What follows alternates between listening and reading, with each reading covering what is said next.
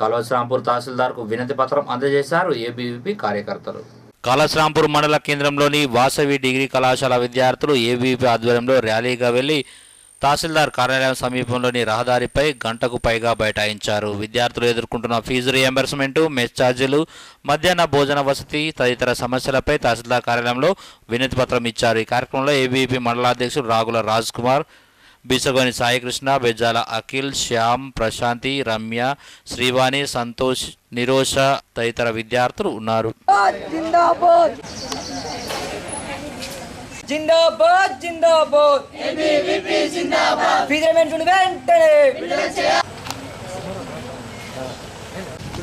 ఈరోజు ఏబీవీపీ ఆధ్వర్యంలో రాష్ట్రాలకు చేయడం ఎంఆర్ఓకి వినతి పత్రం చేయండి.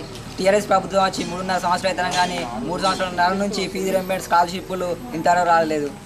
ఈరోజు మన కాలేజీలలో పోతే యజమాన్యాలు ఇప్పుడు డిగ్రీ ఫైనల్ ఇయర్ అయిపోయినా కానీ వాళ్ళు మెమోస్ ఆపుకొని ఫీజు రియంబర్స్మెంట్ వచ్చాక మేము ఇవ్వమంటుండ్రు. దీనికి టీఆర్ఎస్ ప్రభుత్వం వెంటనే ఫీజు రియంబర్స్మెంట్ స్కాలర్షిప్ విడుదల చేయాలని కోరుతున్నాం. అలాగే కేజీ2 పీజీ విద్య ఉచిత విద్య అన్నారు, ఇంతవరకు కేజీ2 విద్య ఉచిత విద్య కూడా లేదు.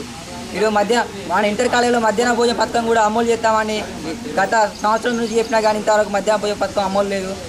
మన స్కూళ్ళలో చూస్తే మౌలిక వసతులు, మూత్రశాలలు కానీ వేరే ఏవైనా కానీ మన స్కూల్ బిల్డింగ్స్ కూడా చక్కగా లేవు. టీఆర్ఎస్ ప్రభుత్వం వెంటనే వీటిని స్పందించాలని కోరుతూ ఏబీవీపీ ఈరోజు ఎంఆర్ఓ వినతి పత్రం ఇవ్వడం జరిగింది.